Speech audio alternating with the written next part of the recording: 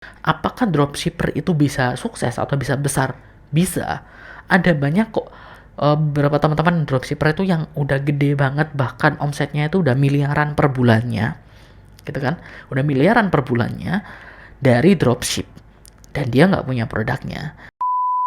Halo teman-teman, selamat datang di channel Mari Berkarya. Kali ini aku akan share apa perbedaan dropshipper dengan reseller.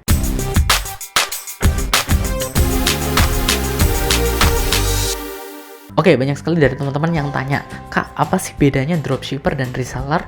Apakah sama-sama jualan barangnya orang lain? Ataukah sama dengan agen atau apa ya istilahnya marketing kayak gitu? Nah, aku taunya kalau misalnya jualan barangnya orang lain itu kita itu berarti kan sebagai reseller, kita kan menjual produknya orang lain. Tapi kok ada istilah dropshipper? Nah, apa bedanya dropshipper dengan reseller? Sebelum aku jawab, kalian jangan lupa untuk klik tombol like, kemudian subscribe channel ini dan nyalakan notifikasinya biar kalian tahu info-info menarik lainnya tentang bisnis yang tentunya bisa membantu kalian dalam berbisnis online. Lanjut ke videonya. Oke, apa bedanya dropshipper dengan reseller? Aku jelaskan dropshipper dulu ya. Dropshipper itu seperti yang aku sudah jelaskan di berbagai videoku di channel ini. Kalau misalnya kalian nggak tahu, kalian cek aja video di channel ini, udah banyak kok. Nah, dropshipper itu adalah sebuah cara untuk berjualan di mana kita itu tidak harus mempunyai modal dalam berjualan, dalam membuka bisnis. Caranya adalah kita pertama mencari supplier dulu atau berkomunikasi atau bekerja sama dengan supplier. Oke. Jadi tentu saja produknya bukan produk kita tapi produk supplier. Nah, kemudian kita membuka toko, entah itu di sosial media ataupun di marketplace, Shopee, Tokopedia, Bukalapak, dimanapun pokoknya kita membuka toko dan kita menjual produk-produknya dia tanpa membeli produknya dia dulu. Oke, jadi kita nggak punya produknya. Jadi di toko kita, toko real kita misalnya di rumah kita, itu nggak ada sama sekali produknya, tapi kita jualan. Tapi kita di katakanlah di Instagram itu sudah posting foto-foto produk, kita di Shopee itu sudah upload foto-foto produk, tapi kita fisiknya di rumah kita sendiri itu nggak ada, di toko kita itu nggak ada produknya. Produknya di mana? Produknya di supplier, di tokonya supplier. Oke. Nah, kalau misalnya ada pembelian, ada customer beli, dimanapun customer belinya, misalnya di Shopee, di Tokopedia, atau di Instagram, atau di WhatsApp, baru kita akan memesankan produknya ke supplier. Oke? Kita pesan produknya ke supplier. Kayak gitu, pesan seperti biasa, seperti kalian pesan barang di online kayak gitu, biasa.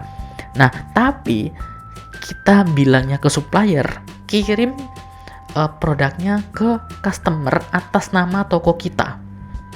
Kayak gitu. Jadi kalau misalnya kalian pesannya di Shopee, pesan ke supplier ya, pesannya di Shopee, kalian centang kirim sebagai dropshipper. Tokopedia juga kayak gitu, ada kirim sebagai dropshipper. Kayak gitu. Kemudian kalian tuliskan nama toko kalian dan nomor handphone kalian kayak gitu. Jadi seolah-olah supplier itu adalah toko kita. Jadi supplier nanti itu akan mengirimkan barangnya, mengirimkan produknya ke customer atas nama toko kita. Jadi si customer itu akan menerima produk dari seolah-olah dari toko kita. Kayak gitu. Nah, ada pertanyaan juga kayak gini. Loh Kak, kalau kayak gitu nanti apa customer nggak tahu produk perbedaan harganya? Misalnya katakanlah harga produknya dari supplier itu katakanlah 100.000. Nah, kita jualnya itu 130.000. Customer bayarnya 130.000. Nah, kalau misalnya customer menerima barangnya dari supplier, nanti kayak gimana? Dia kan tahu itu harganya 100.000. Enggak. Customer nggak akan tahu.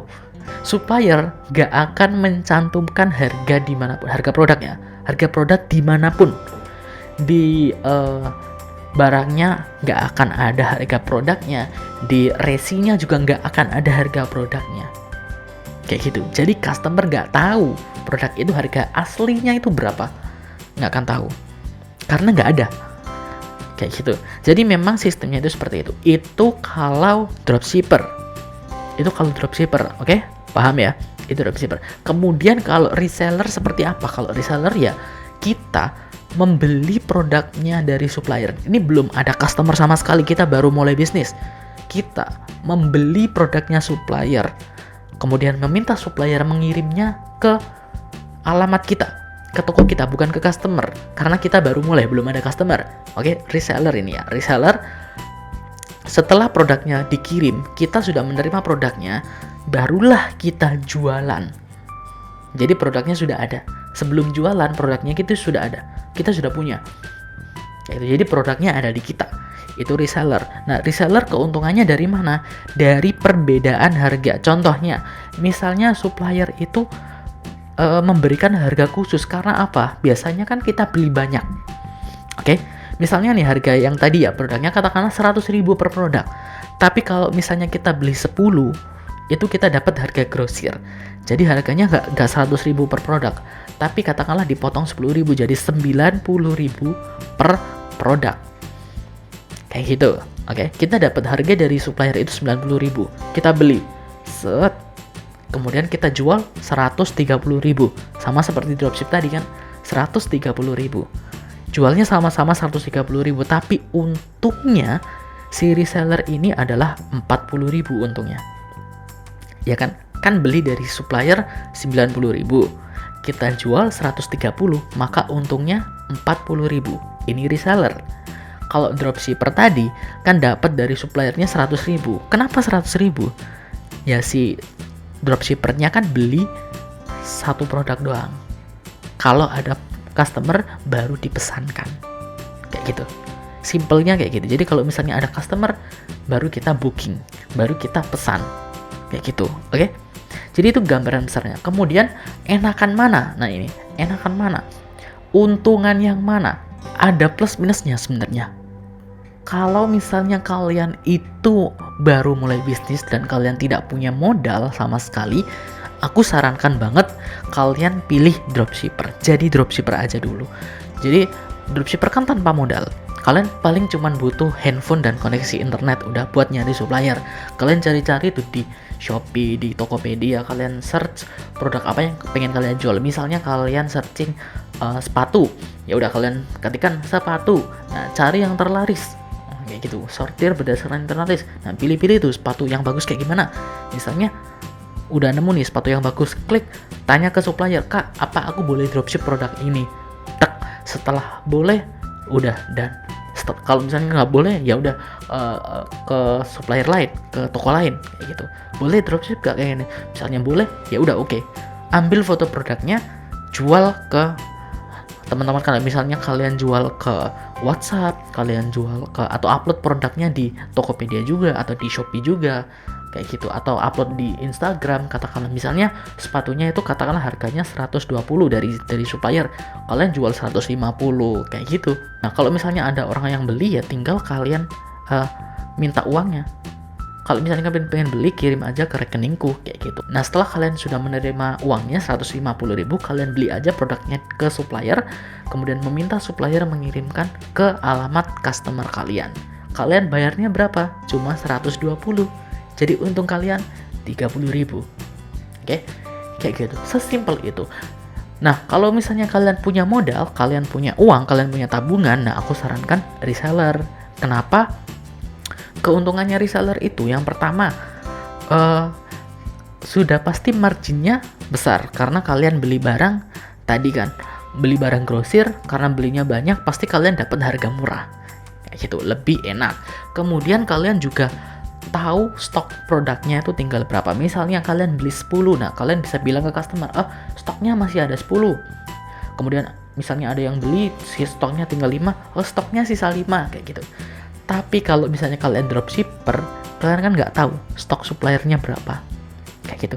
Bisa jadi kalau misalnya kalian ada pesanan, misalnya ada pesanan, si customer sudah mengirimkan uangnya ke kalian. Terus saat kalian mau memesankan produknya ke supplier, tiba-tiba supplier bilang, "Maaf, stoknya habis." Ya kalian harus mengembalikan uang yang sudah ditransfer customer tadi ke customernya. Refund. Kayak gitu, kalian nggak bisa memproses pesanannya customer. Ya memang apa ya, kerugiannya kayak gitu kalau misalnya jadi dropshipper gitu kan. Kemudian kita juga nggak bisa tahu kualitas produknya. Apakah produknya ini bagus? Apakah produknya ini ada cacat? Misalnya ada jualan sepatu tapi di bawah solnya itu ada sobekan atau ada goresan kayak gitu, ada sedikit yang robek kayak gitu, kita kan nggak tahu. Tapi kalau reseller kita kan sudah ngecek produknya, oh ini produk ini bagus kayak gitu, ya udah kirim aja produknya kayak gitu kan. Nah memang ada plus minusnya, cuman kalau misalnya kalian pengen ya jualan yang mudah yang tanpa modal, ya dropship aja dulu, belajar. Dropship itu ibaratnya kayak kita tuh belajar dulu. Kalau misalnya jualan itu kayak gini, hubungan dengan customer itu kayak gini, cara ngirim barang misalnya, cara memproses pesanan itu kayak gini, oh nomor resi itu ternyata ini fungsinya. Kalau misalnya ngurusin komplain customer, ngurusin refund, ngurusin retur barang misalnya, atau pergantian barang atau ganti rugi itu kayak gini kayak gitu. Jadi kalian nanti akan dapat banyak pengalaman dari dropship ini. Nah, apakah dropshipper itu bisa sukses atau bisa besar? Bisa.